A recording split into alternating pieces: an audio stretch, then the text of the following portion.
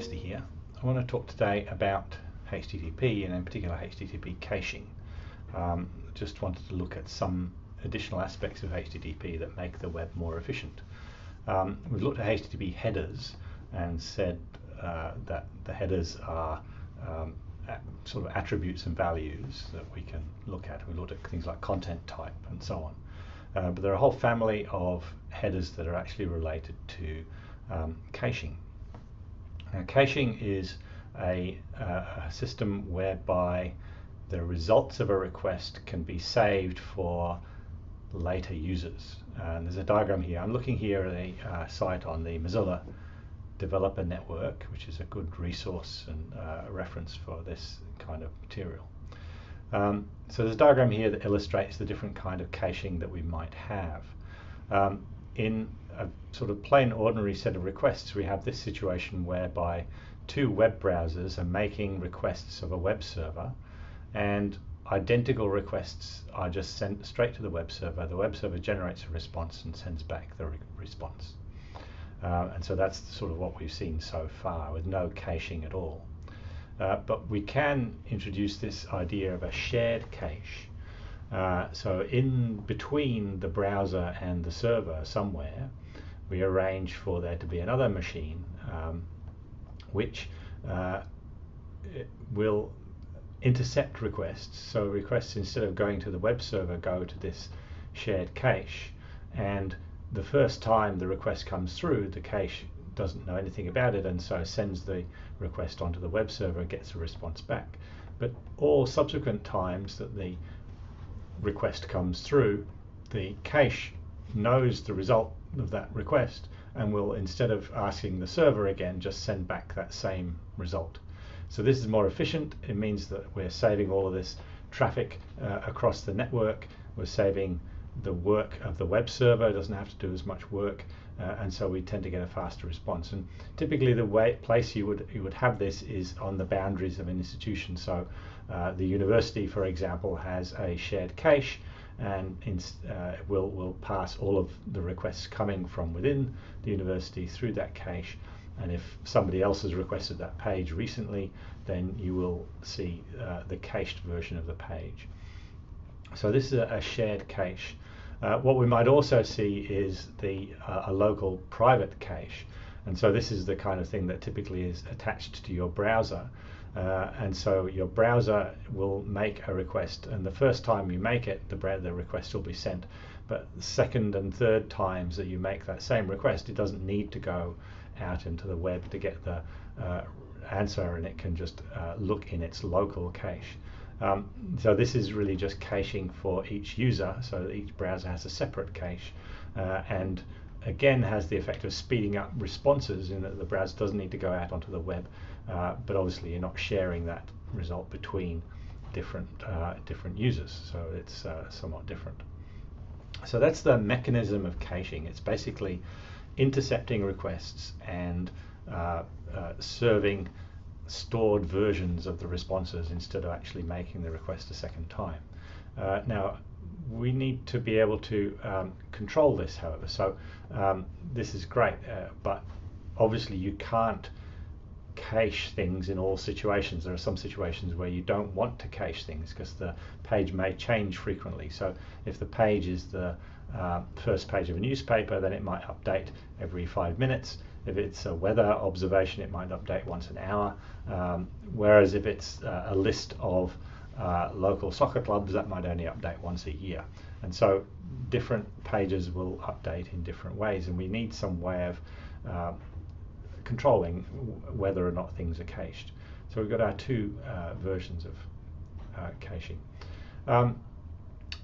What kind of requests can be cached? Generally, GET requests are the ones that can be cached, and by default, most of the time, that's what we'll be caching.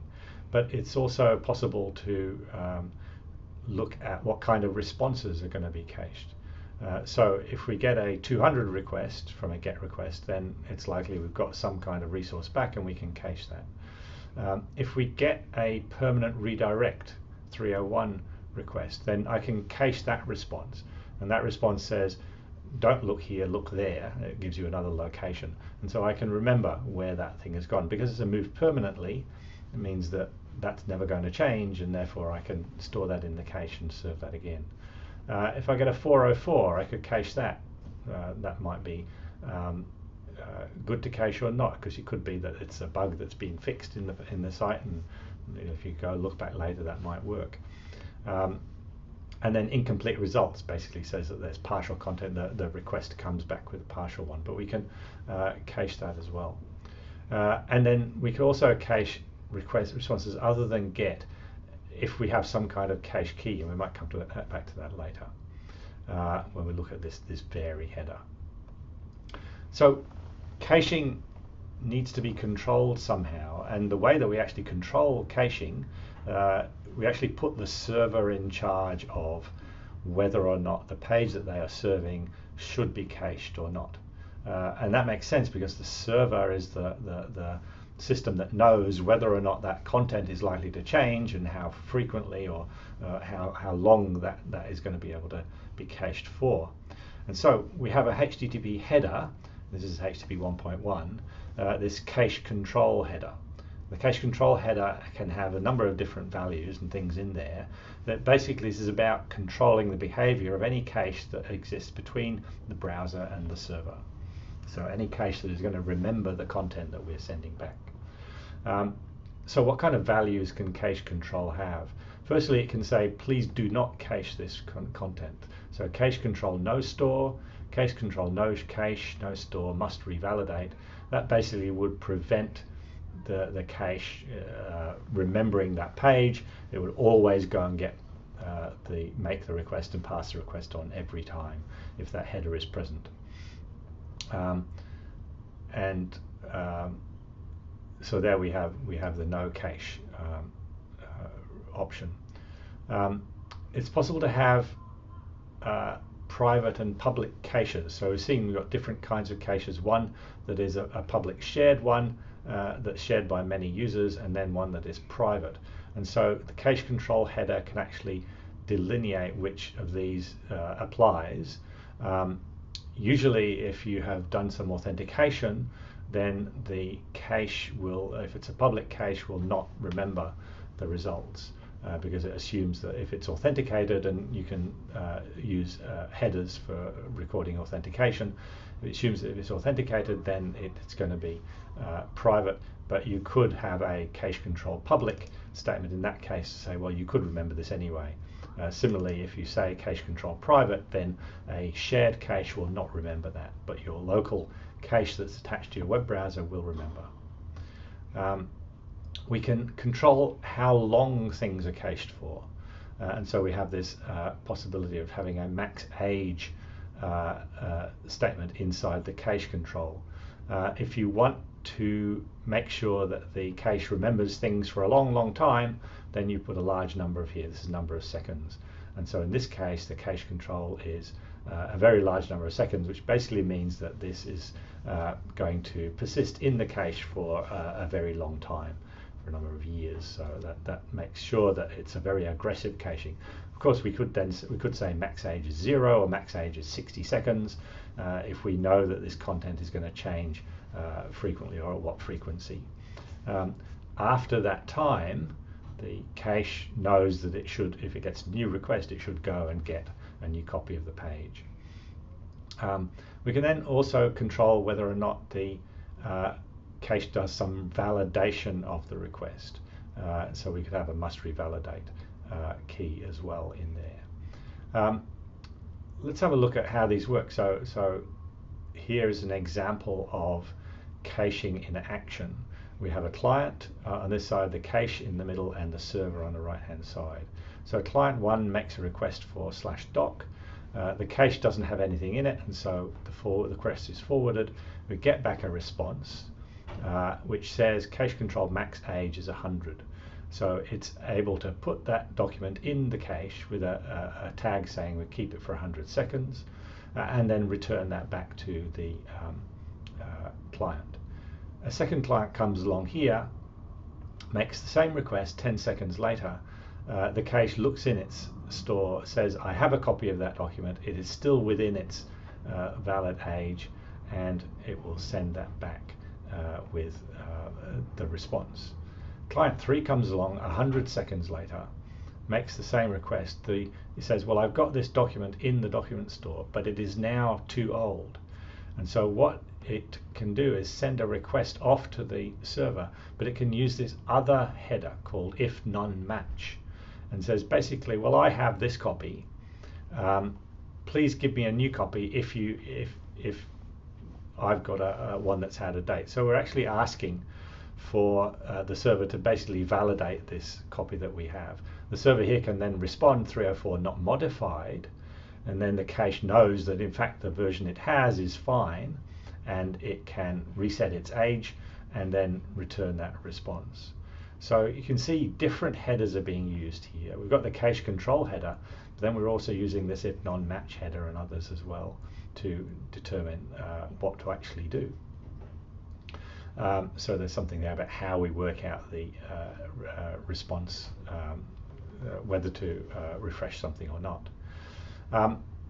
You can see that if I use this very large max age setting here, that is going to remember that file, and if I then have to somehow update that file, that can cause problems, because if I fix a bug in my JavaScript, but my JavaScript has been cached by some shared caches, then that new version is not going to be pushed out to the to all my clients until the end of time, until that expiry goes out.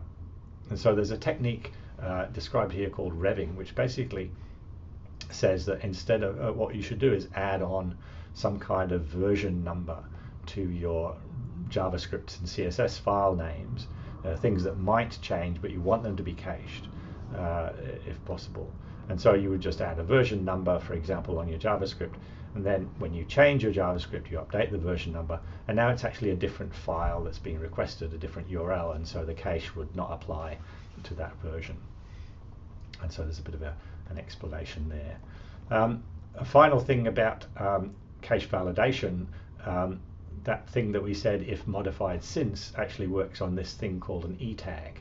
So an e-tag is another header that is included in the response from an HTTP request. And the e-tag is just an identifier. It's just some random string of letters and numbers. But what it does is it identifies that particular version of that page. And when we want to validate our page, we can send back a request that says if non-match, and then the e-tag of the page that we have, and then the server can decide whether or not the page is actually changed in that time and whether that version is valid. So that's again another header that's being used. The e-tag and the if non-match headers are used to decide whether or not things have actually changed. So that's effectively like a version tag for that page. Finally here then, finally again, I keep saying finally, varying responses. So one of the things you might want to know is which two requests are the same. Similarly, if I request /doc twice, then that's the same request, but it could be that there are other aspects of the request that I make that are actually important in whether or not it's cached. Here you've got an example which says I will accept any encoding, right? And so you request /doc and we get a response back and say this is gzip encoded, and a vary header that says use the content encoding to do that. Then I get another request for the same resource, but it says I only accept the encoding BR, which is a different way of doing compression. And so then the cache will look and say, well, I have /doc, but I have got it, because we had this content encode vary heading, I've got it gzipped, and you don't want gzipped, you want something else. So I'll have to pass that on again. And again, it will get back a response saying content encoded BR, and so it will store that one as well. So now it has two versions, a BR encoded and a gzip encoded. So this vary header allows me to say what other headers in the request are important in the form of the response that I'm giving back. And that can be all sorts of different things. Here's an example. One vary might be user agent, because I might produce a different version of the page depending on whether I'm talking a Windows browser, Edge, Chrome, Safari, or a mobile browser, for example. And so I could say vary by user agent, and that means if I get a different user agent, I will get a different version of the page. So that's a brief look at the ideas around caching. We can sort of see it in action here a little bit. I just go to another browser window where I've got my DevTools open, and I've made a request for the homepage of the Sydney Morning Herald, and I can see here the cache control. So it's saying max age 0, so that basically means don't cache this. So means you can cache it, but it's going to change very frequently. Well, that's the first one, which is a redirect response. Then I go to the second one, which is the real response for HTTPS. Then that says cache control public. You can store this in a public cache, but only for 20 seconds. Okay, so we're going to allow caching of this when we've got 20 seconds. So a cache will store that. Any other request within 20 seconds will see that same version sent back. We have a vary header, which is accept encoding, so you can see that working there, and the accept encoding in the request here is gzip. Oh, and it's gone and refreshed again, so we'll have to look at that. That's one thing about the Herald, is it's got an automatic refresh on it. The accept encoding gzip deflate br. If I look at another file here, the polyfill, which comes from there, is a JavaScript file which doesn't change frequently. There you've got a public cache controller max age of a very large number, which means it's going to be stored in the cache, and we will get the cached version typically of that file. And so you can go through your things here to have a look at the kind of caching. You've got cache control no cache here, so please don't cache that, Clipper.js and so on. So you can have a look at these. There are some images here.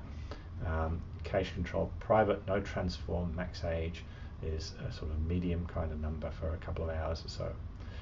So have a look at the cache header, have a read through this, familiarize yourself with the ideas behind caching, because it's something that makes the web work a lot faster, and as a web developer you need to know what kind of things you need to set and configure on your site to make sure that you make the most of caching. Thanks.